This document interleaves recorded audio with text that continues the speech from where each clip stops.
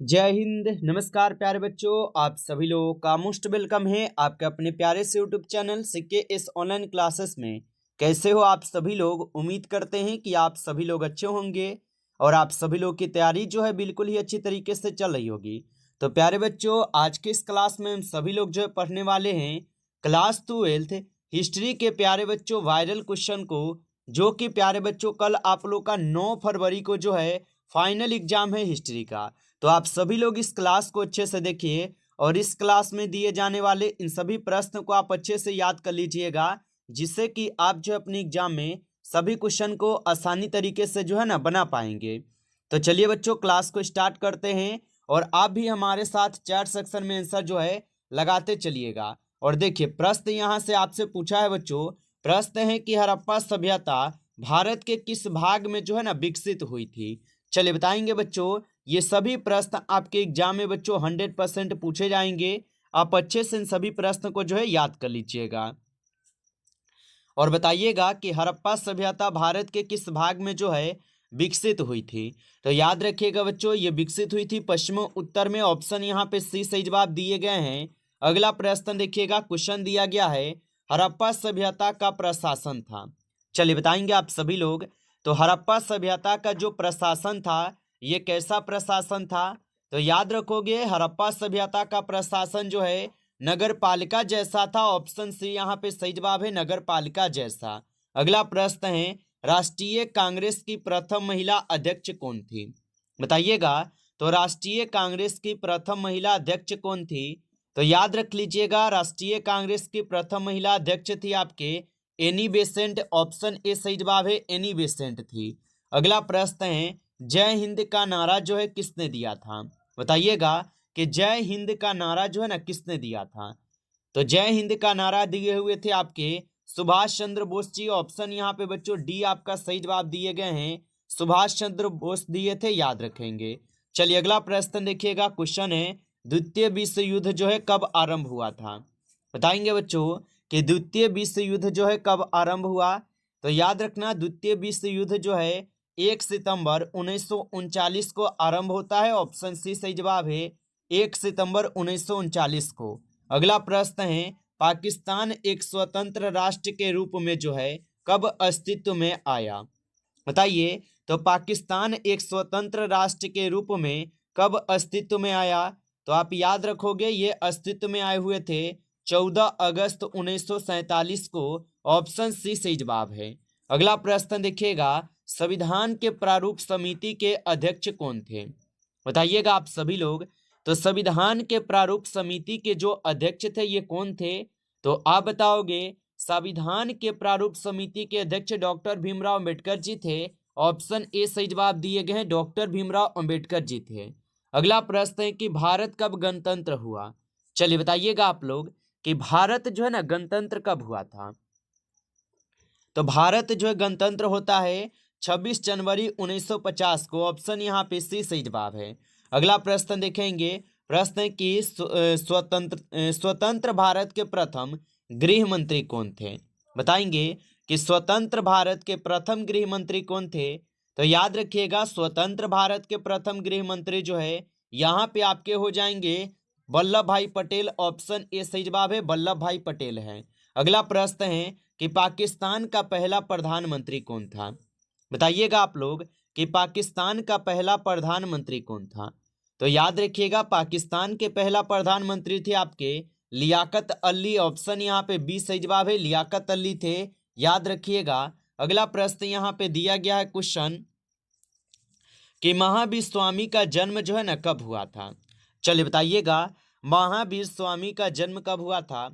तो महावीर स्वामी का जो जन्म हुआ था ये कब हुआ था? तो याद रख लीजिएगा 540 ईसा पूर्व में। ऑप्शन ए सही जवाब है, 540 ईसा पूर्व।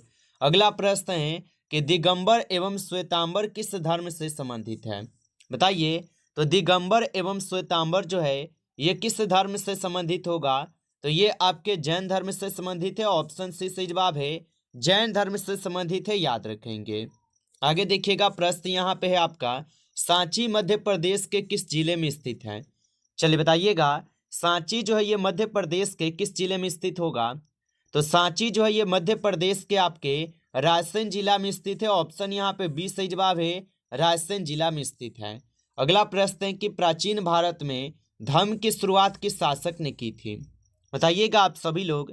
तो प्राचीन भारत में धर्म की जो शुरुआत है ये किए हुए थे किसने? तो ये अशोक किए थे। ऑप्शन यहाँ पे सी सही जवाब है, अशोक किए थे। अगला प्रश्न है अकबरनामा जो है ये किसकी कृति है? चलिए बताइएगा आप सभी लोग। तो अकबरनामा जो है ये आपके अबुल फजल की कृति है। ऑप्शन यहाँ पे डी सही जवाब है, अबुल फजल की है। अगला प्रश्न है कि शेरशाह ने चौसा के युद्ध में किसे पराजित किया? बताइएगा आप सभी लोग कि शेरशाह ने चौसा के युद्ध में जो है किसे पराजित किया था? तो शेरशाह जो है ये चौसा के युद्ध में हुमायूं को पराजित किए। ऑप्शन यहाँ पे बी सही जवाब है, हुमायूं को पराजित किए थे। अगला प्रश्न देखिएगा, जित्तल किस धातु का होता था? बताइएगा आप सभी लोग कि जित्तल जो ये किस धातु का होता था? तो जित्तल होता था आपके चांदी का। ऑप्शन यहाँ पे बी सही जवाब है, चांदी का होता था। आप अच्छे से जो है ना इनको याद रखेंगे। चलिए अगला प्रश्न देखिएगा, जहांगीर का शासनकाल कब था? चलिए बताएंगे बच्चों कि जहांगीर का शासनकाल जो है काल कब था? तो जहांगीर का शासनकाल यहाँ पे होगा 1605 से लेकर 1627। ऑप्शन ए सही जवाब दिया गया है। चलिए आगे देखिएगा, प्रश्न है अकबर के काल में भूमि को कितने भागों में वर्गीकृत किया गया था? तो अकबर के काल में भूमि को कितने भागों में वर्गीकृत किया गया? तो इनको किए गए थे 4 भागों में। ऑप्शन यहाँ पे बी सही जवाब है, 4 भागों में। अगला प्रश्न है नवरत्न किसके दरबार में थे? बताइएगा आप सभी लोग कि नवरत्न जो है ये किसके दरबार में थे? तो याद रखिएगा नवरत्न जो है ये अकबर के दरबार में थे। ऑप्शन ए सही जवाब है, अकबर के दरबार में। अगला प्रश्न यहाँ पे है और प्रश्न है कि रामानंद के शिष्य कौन थे?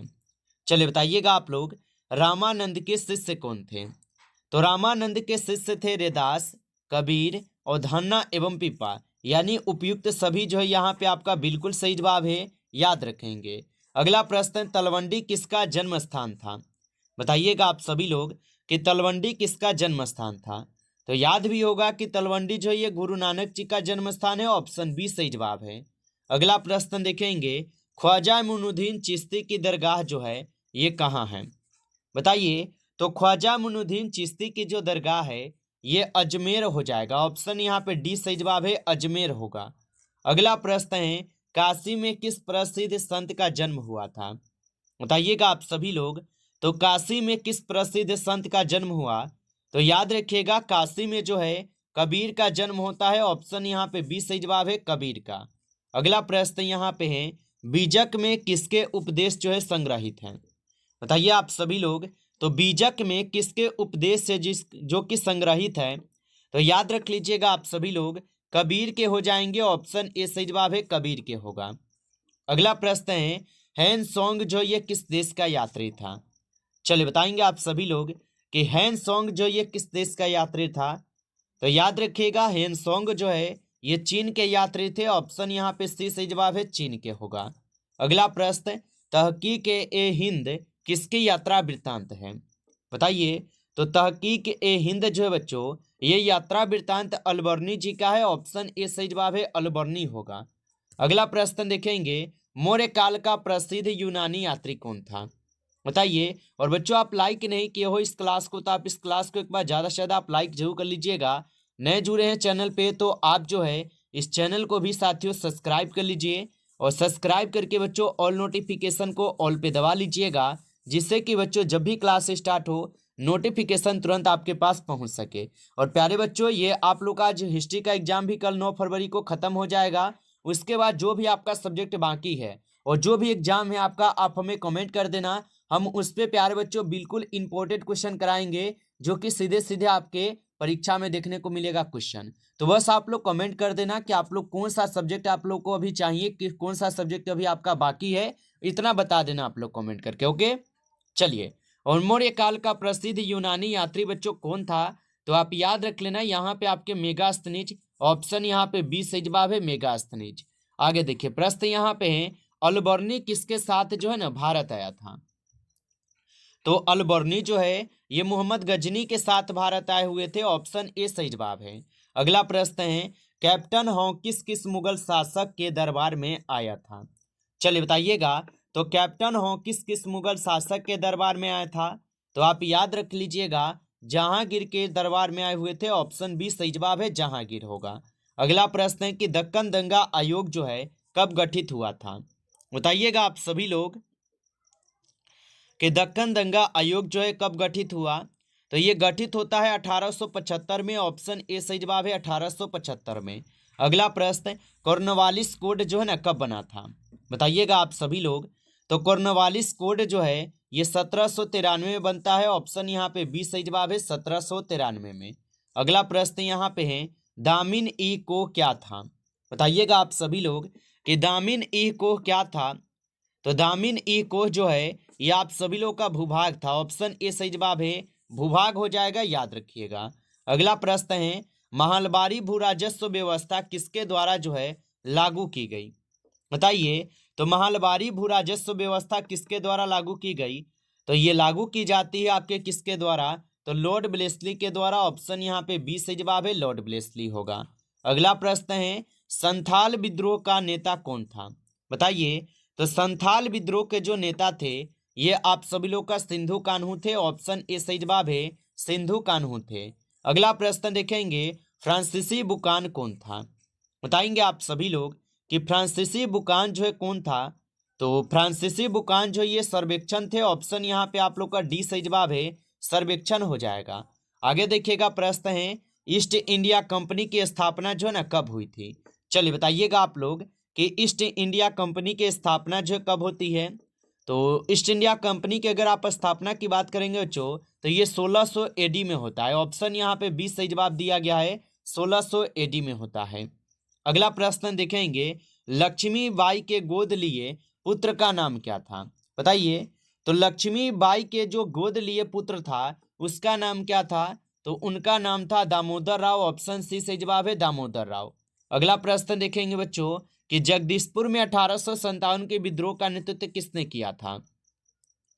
चलिए बताइए बच्चों। तो जगदीशपुर में 1857 के विद्रोह का नेतृत्व जो है यहां से किए हुए थे कौन? तो वीर कुंवर सिंह किए थे। ऑप्शन यहाँ पे आप लोग का 20 सही जवाब है, कुंवर सिंह किए थे। अगला प्रश्न यहाँ पे है, 1857 के विद्रोह के समय इंग्लैंड का प्रधानमंत्री कौन था? चलिए बताइए बच्चों। तो 1857 के विद्रोह के समय इंग्लैंड का जो प्रधानमंत्री था पाम स्टर्न था। ऑप्शन सी यहाँ पे सही जवाब होगा। अगला प्रश्न देखेंगे, आईने अकबरी कितने भागों में विभक्त है? बताइए। तो आईने अकबरी कितने भागों में विभक्त हो जाएगा? तो ये कुल 5 भागों में विभक्त है। ऑप्शन डी सही जवाब है, 5 भागों में। अगला प्रश्न है, दिल्ली से दौलताबाद किस शासक ने अपनी राजधानी जो है परिवर्तित की थी? बताइएगा आप सभी लोग। तो दिल्ली से दौलताबाद के शासक ने अपनी राजधानी परिवर्तित की।